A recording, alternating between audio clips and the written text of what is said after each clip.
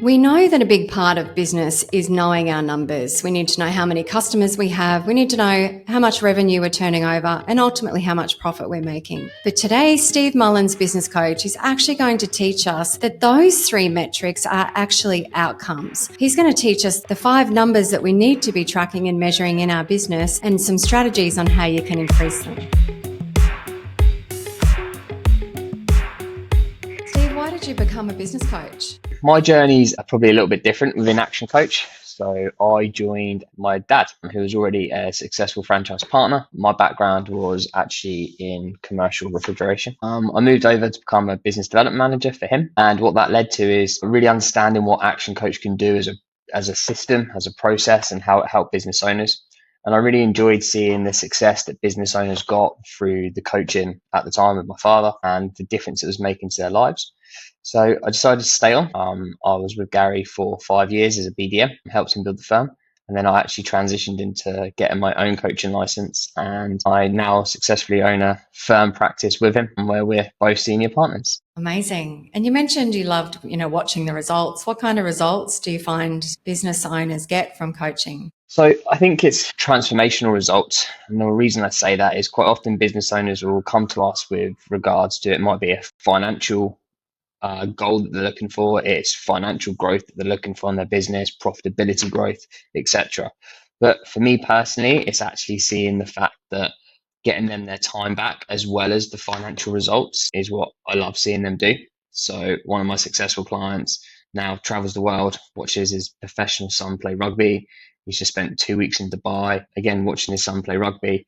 Now, of course, they needed the financial result to come to get his son through rugby training and everything else in the early years. But now subsequently his business runs successfully without him having to be there every single day. So he can spend time with the family, he can be out traveling the world, having fun, etc. So actually kind of seeing the business transform from just being very heavily reliant on the business owner to then being able to get the financial results that they're looking for within the organization, but also take that step back and go and invest their time in things that they're passionate about with their family, travel the world. So it's really nice when you can see results that allow them to link it back to kind of like their families, their time, and go and see them go off and do things that they enjoy.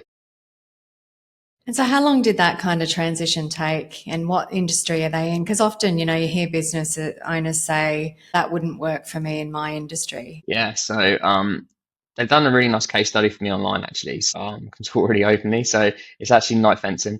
They're a commercial and domestic fencing organization. Everything from your standard fence in your garden all the way up to bespoke fencing in the commercial premises. So very trade based, very commercial trade based. So Danny probably would have said exactly the same when I first met him, but he gave it a go. And now I can see the transformation that it's actually allowed him to have in his business as he's grown as well. What were some of the strategies that kind of helped with that transformation? Where did you start? 5 ways. So it was very much focused around how do we get good control over producing the profitability that he was seeking and he was after. Quite a lot of that was done through multiple strategies in each area. So how do we get the right quality leads? How do we start to really build the right kind of sales function within the business and organization, and making sure we were getting the right type of work? So he was making the right margins on it. He was then being able to deliver that at a high level, get very, very well known for the super high quality of what he does, which then allowed him to retain his customers, get his customers coming back to him again and again and again, to then create lifetime customers for him and the organization. We also worked a lot on management, on team, making sure we had a good culture within the organization. I worked with Danny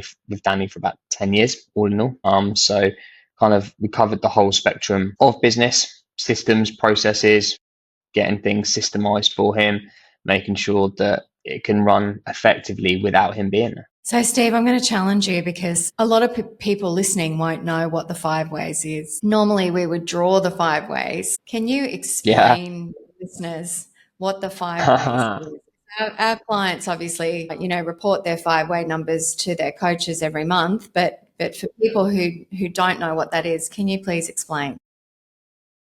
Yeah, for sure. So quite often when I first meet a business owner, they'll say to me, like, we want to drive increase in profitability. And then if you challenge that and say how they plan on doing that, it'll always come back to increasing the turnover, by which we need to do that by increasing the number of customers we've got. The reality is, though, those three areas of business are the result. So we've got to dial it back and look at what are the impacting factors that actually affect those.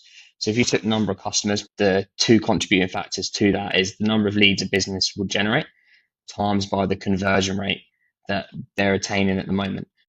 So in order to increase the number of customers in the business, we've got to look at which area of either lead generation or conversion rate, number one, gives us the biggest opportunity right now. But putting those two together actually then allow us to work the equation of how many customers we're getting. So they're the first two areas. Once you've got your customers, your turnover is actually defined by how often those customers buy from you and how often and how much those customers spend each time that they're with you. So again, looking at number of transactions, how do we get your customers buying more often? So as an example, how do we get them from buying once a year to buying twice a year? And what do the strategies look like to enable them to do that? And then the average pound sale. So when they're purchasing from you, how much are they spending on average per time? So actually then being able to look at, again, specifically just in that one discipline within the business, what are our strategies again to say, right, how do we get our customers spending 10% more with us, 20% more with us each time as we go up? So they're the second two. And then the fifth one is margins. So the amount of profitability you make in the business is determined by your turnover, timed by the margins that you're actually making. So focused on how do we actually increase the margins within the business as we move forward, looking at costings, markup, margin, efficiencies, etc., that all impact the profitability of that organization, being the fifth area. So quite often when we meet business owners, they'll think it's about profit, turnover, or customers. And actually it's about breaking it down to say what are the contributing factors to each of those. And the five key areas being lead generation, conversion rate, average pound sale, number of transaction, and margins. That's awesome. I mean, you could really, by looking at those 5 metrics, really impact results in a business pretty quickly. Yeah, for sure. I think one of my other clients, Meridian Medical, is probably the best case study for that. I started with them 3 years ago now. I joined them when they were 6 million. They inherited the business from their father, the two brothers that took it over. £6 million business. I think when they took it over, they thought it was kind of going to be all glitz and glamour. Multi-million-pound business day one. Amazing. When I actually met them, they were losing money. They were hemorrhaging cash and they just couldn't get control of the business. It was just kind of like this big beast that they'd kind of inherited and walked into. Fast forward 3 years, really focused firstly on margins because they had a hell of a lot of turnover. So they had good turnover in the business. They had good structure already there. They already had good customers buying from them, etc. So we actually looked at 5 ways and almost worked it backwards. Started at margins and came all the way back up. So I've been with them 3 years. Don't really think we've got to lead generation properly yet because we haven't needed to. There's been other areas in the business to focus on. Using the 5 ways and that discipline and just being religious every single week, 2 weeks around kind of like, what are we doing? Where are we working? What's the next strategy? If you fast forward 3 years, this year they're on track to just succeed over 12 million. And for their first year ever, they've just exceeded £1 million EBITDA. Amazing. So it's interesting that you said like even $6 million turnover, you know, they weren't actually making enough profit in the business. And so by drilling down, by looking at those numbers and impacting those with different strategies, you're able to double the business in how long? 3 years. 3 years. Our first year wasn't about growth though. Okay. Our first year wasn't about growth though. Our first year was all about profitability. So we didn't actually seek to grow in that year. We seeked to get the business in control and into a good level of profitability and cash generation.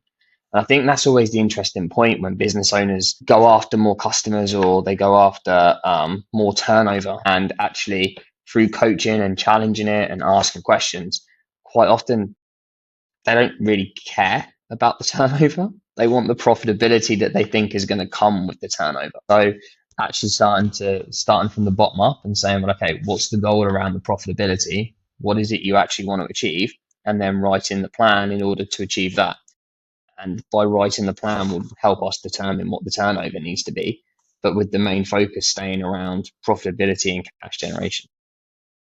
That is such a philosophical shift for a lot of businesses, isn't it? Like normally, we're driven to look at the top line metric, even though we want to make money out of the business. So it's really what you've said is a bottom up kind of approach to the growth of the business, which is very kind of foreign to how we normally think. We just think that if Yeah, we and I think make more sales, then it's gonna hit the bottom line, but often doesn't. Yeah, and I think for me, that's where actually bringing that ultimate focus and goal orientation back to why are you in business? What is it you're here to do? And it's not always about just purely profit. I do accept that. But if you want to get more time out your business and you want to put better team in place and you want to build a management structure, those things also don't come for free. So there needs to be an increase in profitability as you go through the business, then to be able to reinvest that back in. So I think for me, part of the journey I work with all of my clients on is just getting absolute clarity around why we're here, just from a complete, you know, individual level to start with, why we're here. What are we looking to achieve? What does that look like for you time wise? As I said, kind of like when we're talking about Danny there, what does that look like for you from a profitability level? What does that need to be? And then working out what the business would then need to do in order to achieve that, rather than sitting down, doing budgets ahead of your financial year and just saying, oh, okay, 20% growth would look good. Okay, well, what if 20% growth meant you made less money? How good does that look now? It's like, yeah, not great. Okay, so why don't we do it the other way around? What's the profitability growth that you're seeking this year? Or what's the level of cash you need to generate in order to reinvest in the right systems or processes or team or management or whatever that may be, is the number one strategy for the year and where you're going in your journey. Why don't we start at that point and then work out what the business metrics would need to look like in order to achieve that? That sounds like a much more solid plan to me. I want to ask you, often, so business owners that are turning over, say, $5 million would kind of think, I don't need a business coach because I'm already turning over a considerable amount. And businesses that need help are usually kind of smaller businesses. How is this 5-way strategy effective for any business at any size? It works across the board. I've been coaching now for over 10 years. I've coached hundreds of business owners, and I've not found one business owner or business as yet that it doesn't work for, or their size. Because the reality is, it's your numbers, it's your business. So we put your numbers in your business into the process. It's not a fixed process that says, oh, your numbers must be this. So it's actually, those numbers will be relevant in your business right now. We'll be able to pick those metrics out of your business and then put them down on paper and say, well, okay, in order to get, let's say, for example, a 10% increase in each of those, what would the top 3, 4, 5 strategies be in each area that's relevant to your industry? I accept that not every single strategy is relevant in every single industry, but tens, if not hundreds of strategies in order to increase your lead generation, as an example. There's so many different things we can do. We'll find working together 5 ways to increase your leads within your business and organization. So it becomes industry specific with the paired knowledge of working with a coach, an action coach that has the 5-way system and process that they can implement within the business. And then the business owner's knowledge on, okay, now what works in your industry? Now let's pair those two things together. And that's how it becomes bespoke for every single business around the world. I would love you to give me some examples that would be great for business owners that are listening around some of the strategies of the 5 ways. So what have you found works? And just pick an industry. So out of, number of leads, what's a couple of strategies that you've used that's worked successfully to increase that in a business? So I think use professional services as the example because it's different to what we've already spoke about. The companies that I'm working with professional services in, so accountants, solicitors, we're using relationship-based marketing. So strategic partners, host beneficiaries, referral partners, relationship-based marketing. Now, I'm a big fan of this because it can be quite fun. You get to go and build relationships with people, whether that be, nice days out, playing golf, nice lunches, dinners, etc. And it's a nice way to then build relationships with other professional services and networks that they can give you direct referrals. So actually using that as a strategy within professional services has probably been one of the most successful in the recent months. Okay. And then what about improving conversion rates? What's a strategy or two that you can teach on that? Sales process. I don't deviate from that. So in order to increase your turnover, in order to increase your conversion rate, document your sales process, and then hold your sales team, if you have one, accountable to run your sales process like a ninja, and reinforce discipline through the sales teams to follow that process that is proven to give you a set conversion rate. And then once you have that sales process fully documented, and the team working it with kind of like rigor and discipline, then go and seek to find where the biggest fallout within that sales process is, and put something in place to then reduce that fallout at that one stage. So if you think about mapping out a 13-step sales process, once you've got it and it's running and it's optimized within a business, then going and finding what's the one area where we're losing on those 13 steps, what's the one area that we're losing the most number of clients or prospects in this case, and then go and find something to help plug that gap. And it's a forever moving cycle. It never stops. So there's lots more we can do around it, but actually my number one is just discipline through sales process. The clients I work with that have got the biggest sales team, they actually look at this every single month. So where's our biggest fallout? What's one small thing we don't go and change the whole process every month, but look at where's the biggest dropout. Now, what's one small thing we can try in the next 90 days in order for them to improve the conversion rate from step 6 to 7? And what does that look like? And if you can get a culture around sales that is forever developing, forever moving, and seeing that as being measured as a positive, which can quite often be a challenge, especially in sales, when you try and measure sales individuals, they think you're kind of on the witch hunt at that point, which isn't the truth. It's actually about how do we now improve this, and how do we just be forever improving it. If you can harness that culture within a sales team alongside a sales process, this not all we've got, but that's all you'll need. Yeah, I mean, there's some very, very quick wins, isn't there? I mean, it's surprising when you actually pull the process apart, or businesses that aren't even following it or have documented their sales process, that impact of tracking and measuring the steps within the sales process, how you can really pick up things very quickly. Yeah, 100%. I think for me, having that focus is all you need in conversion rate. So that equals number of customers. Now, number of transactions, what's a strategy or two you can teach on how we can increase the number of transactions? So when we look at most businesses, and I think it's on a global level, most businesses are more obsessed with finding the next new customer than they are actually looking after their existing. And that kind of bears out the most when you think about the level of communication that business is having with its existing customers. Quite often business owners will be marketing, trying to generate more leads, push out more communications around what their product and service does and can do and who they're looking for to new business. However, forgetting that they've kind of got hundreds of businesses or clients that are already buying from them. So the kind of question I always challenge my clients with is, well, what if you communicated with your existing clients more than you did to find new? What would that need to look like? And how would you do that? So for me, quite often, this is the mindset shift of looking after what you've got first. And how do we harness that? How do we make sure they become like absolute raving fans of our business?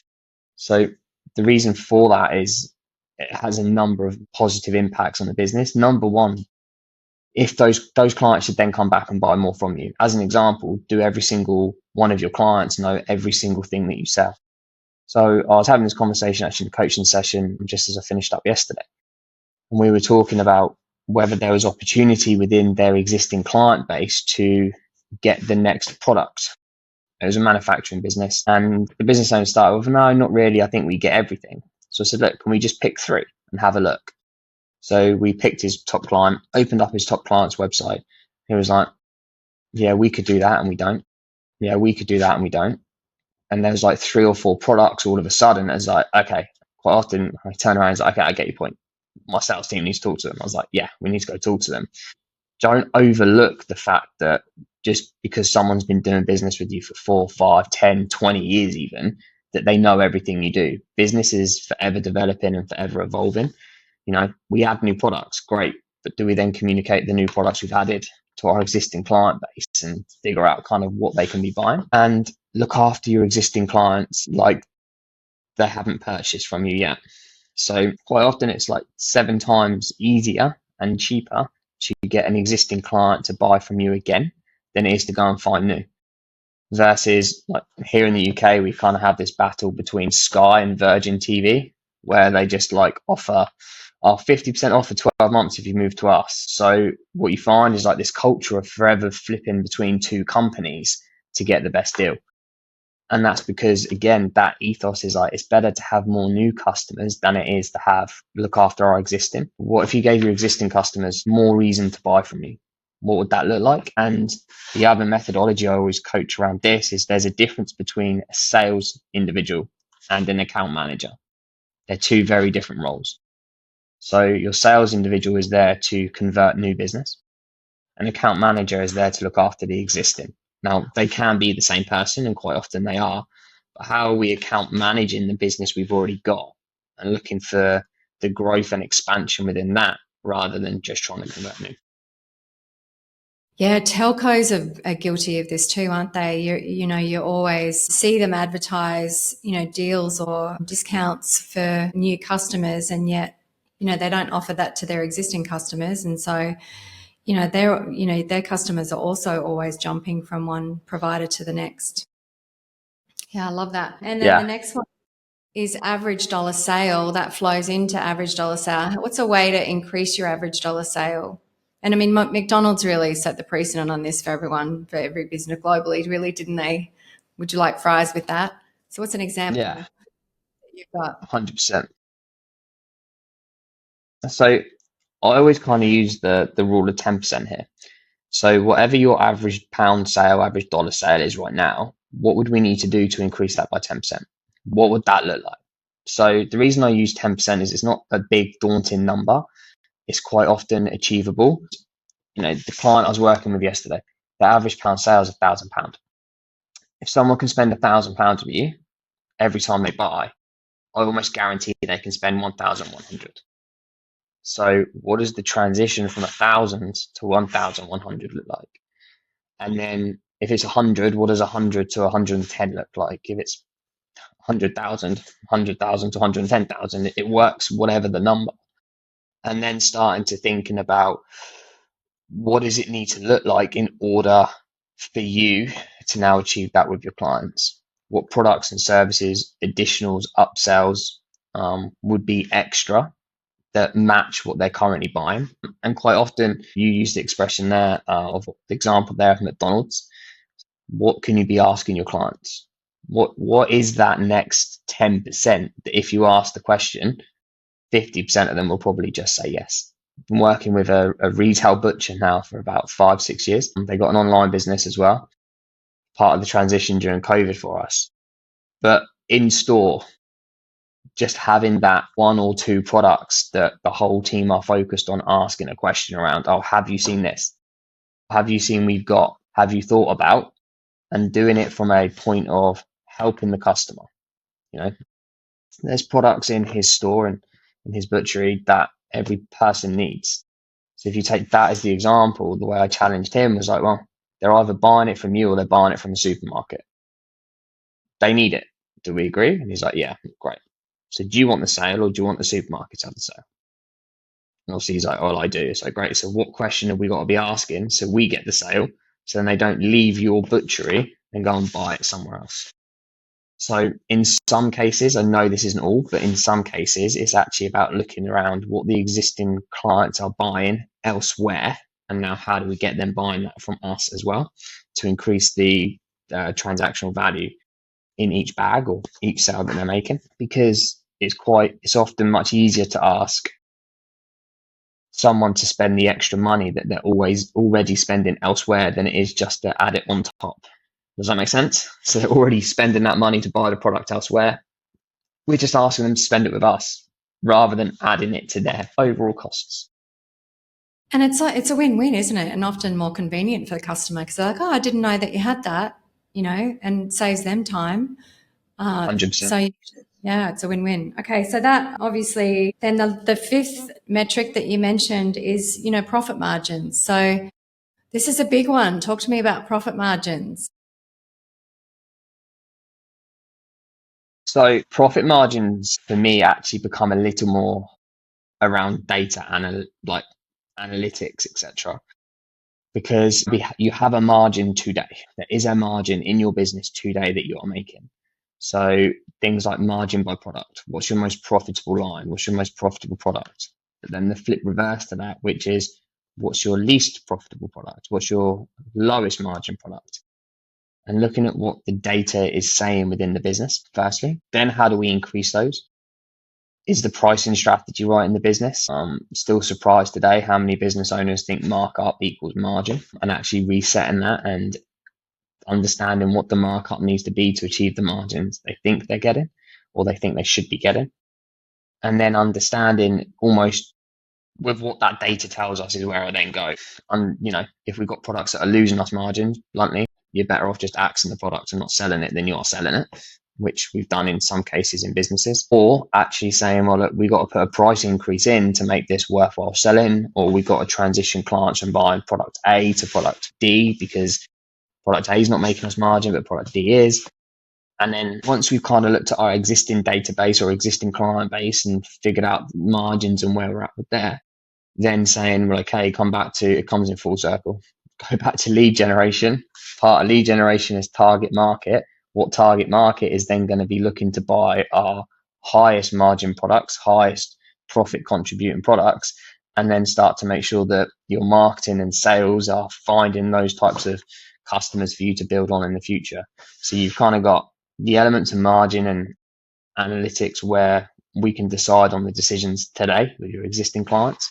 And then once we figured that out, we can then pair that with a strategy as you go through the next phase of growth to put that into what types of clients have we now got to find in order for us to service the most profitable people.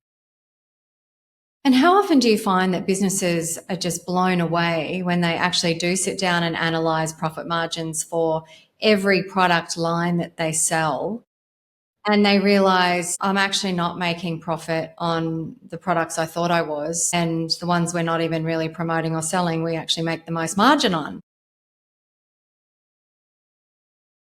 Every time, without fail. There will be some of my clients use a bit more of a direct term, but for the sake of the podcast, let's call it an aha moment. They use some bit stronger language at points, but it's kind of like that realization point of like, okay, that makes sense. And then because it's data and it's the analytics, it's always that aha moment because it makes sense now.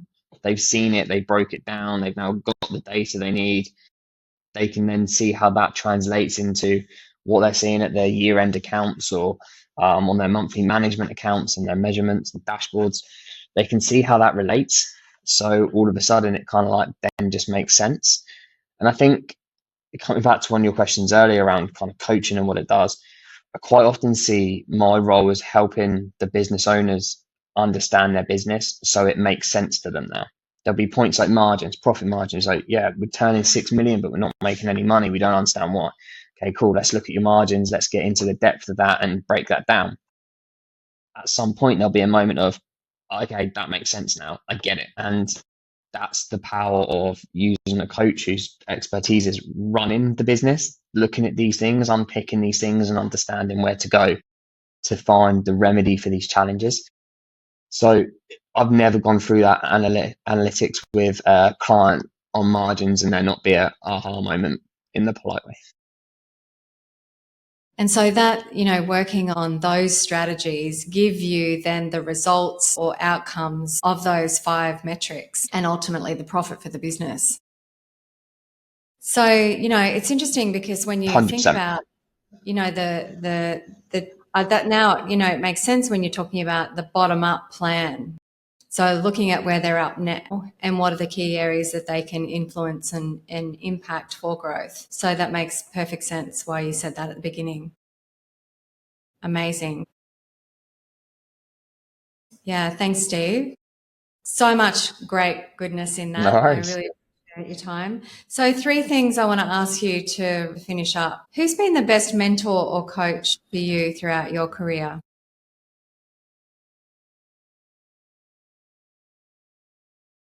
It changed. So there's probably a couple. They're actually guys in Actioncoach, I'll be honest with you. So as we started to build our firm and our practice and move forward, my background was commercial refrigeration, not necessarily business development. So I worked for a long time with a guy in the UK called John Ashcliffe, who really helped us build our sales, marketing, structure, etc. I actually wasn't a coach at the time. He coached me as I was kind of like building that business development team within our business. But that taught me a lot. He was a coach. It was my first experience of being coached. So I've been on that side of things as well. So I think in our early years, definitely kind of like the structure and focus that John brought. And then in more recent years, I've been working with James Vincent in the UK as well, who's kind of now helped us really focus on like where do we go now, where's that next phase of growth for us, and what's the changes that we need to make as a business as well. As we go 4 coaches in our firm, we surpass kind of like where we set out to be. Now what's that next phase of growth? So from a personal coaching perspective, those guys. And then kind of like from a bigger level, I follow sport a lot. So I love the work that Sir Clive Woodward did within England rugby and kind of the elements there, and some of the work that the guys have done around the All Blacks as well, around culture, legacy, discipline, etc. So from that perspective, probably because I have a very keen interest in rugby and sport, I think they're great as well. And favourite book and why? Legacy by James Keir, because it talks about the 12 disciplines that the All Blacks put into their organisation to go from where they were in the late 90s to be kind of classed as one of the best, if not the best, sports teams worldwide, and how that came back to the 12 pivotal points that they implemented around culture, discipline, etc. And I think James Keir positions it really well into kind of the story of the All Blacks and then how each of those segments relate to business as you grow and become more successful. And I like it because it says some quite contentious stuff in it, which makes sense, but is quite hard hitting. One of his big statements in there that I always reflect on and work with business owners on is know when to get rid of the superstar, which is very contentious. And it's a big point, but quite often relates very well to businesses as they grow, and kind of like what got them to where they are now isn't going to get them to where they want to be in 10 years' time. Very powerful. And best piece of advice that you've ever received?